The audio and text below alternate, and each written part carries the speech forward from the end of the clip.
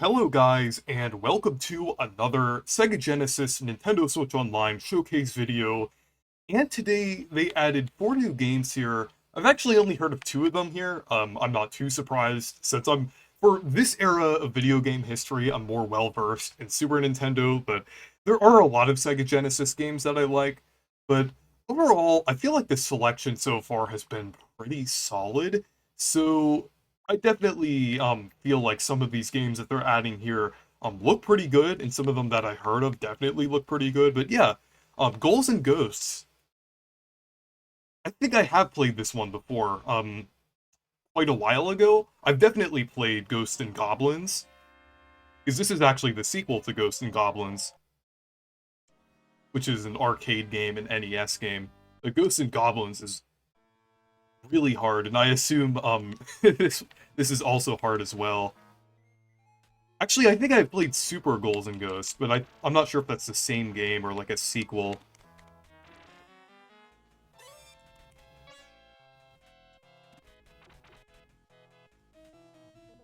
Yeah, pretty similar to Ghosts and Goblins.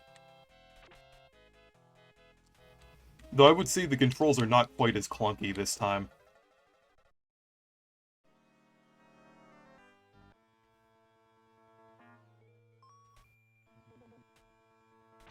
Yeah, honestly, I'd say the controls here are a lot better than Ghosts and Goblins. But it still does have that difficulty to it as well.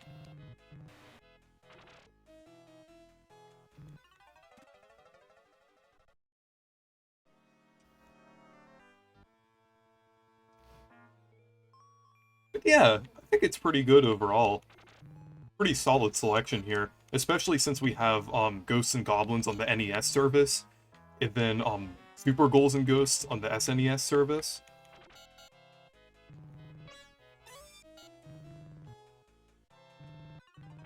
But yeah, let's move on to the next game here. So that is Landstalker.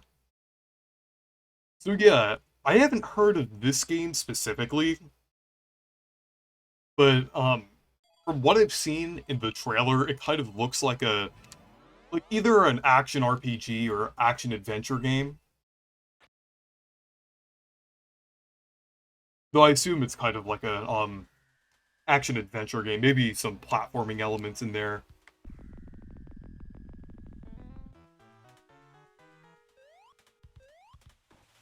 So yeah, I like the style here, and it seems like there's kind of a opening cutscene. Yeah, this is kind of interesting. You know, honestly, I feel like a lot of these Sega Genesis games that I haven't heard of seem to be more interesting than the Super Nintendo games that I haven't heard of. Maybe that's because I know about more Super Nintendo games. But yeah, I feel like the selection here is pretty solid overall. Okay, so now we're actually at the gameplay now. But yeah, this is pretty cool. I kind of like the visual style of this game and everything.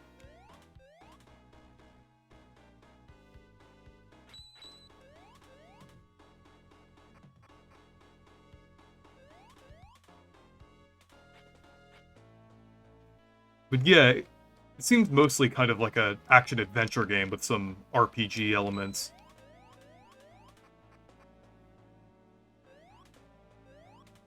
But yeah, let's move on to the next game.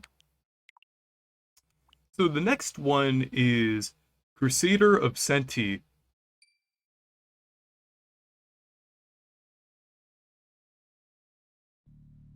I believe this is another action-adventure game from what it looks like here.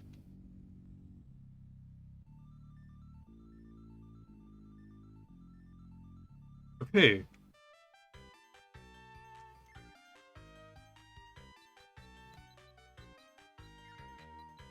It's interesting how they put like a bit more in-depth games on here this month. Like a lot of either action adventure or action RPGs. Okay, this style really reminds me of Zelda a lot.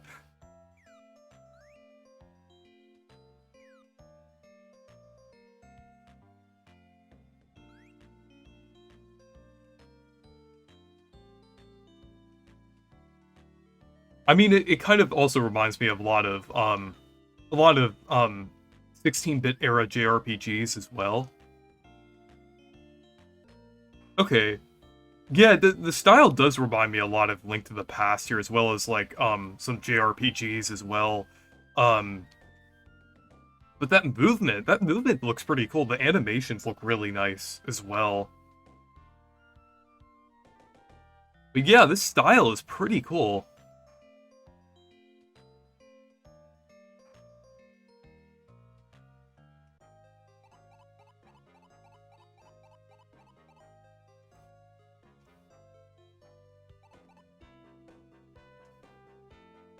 Okay, I'm not sure if we can go to the different areas yet, but I think this is pretty cool.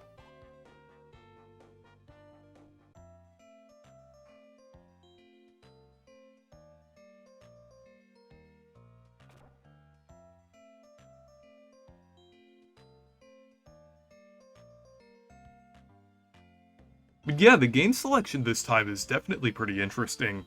I feel like the SNES library has definitely been getting a more consistently good selection of games every time it gets a new batch than like Super Nintendo or even like Game Boy. I mean, the Game Boy selection is fairly good, but the problem is that we're not really getting enough games. But yeah, on Sega Genesis, it's actually getting a decent amount of games, like 4 games each time. But yeah, I would say this is a pretty solid game from how it looks overall. Let's check out the final game here, which is The Revenge of Shinobi. So yeah, nice to see a classic Sega property on here with Shinobi.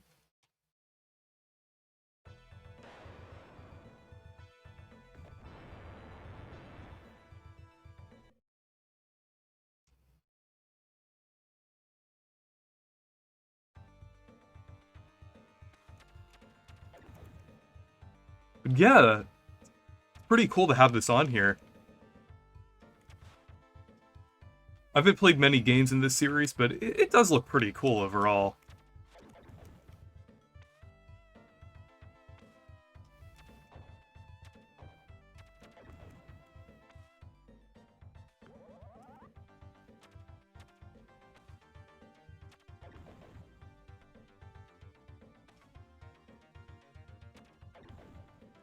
Yeah, this is kind of like a hack and slash beat 'em up style game.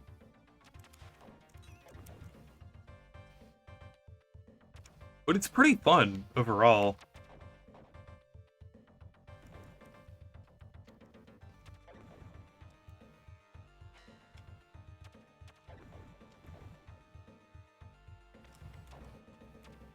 I feel like these games are a little quicker to get into than those some of those action adventure games and action RPGs and things.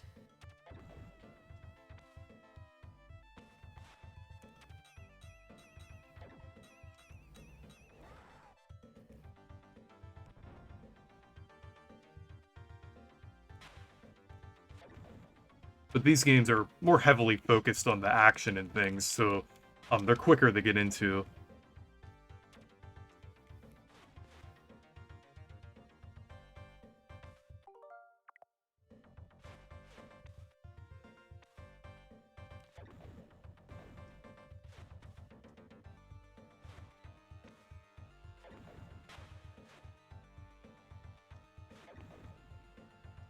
Yeah, I would say this is a pretty fun game overall.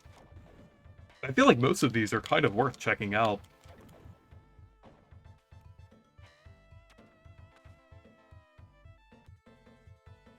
But yeah, anyways, thank you guys for watching this video.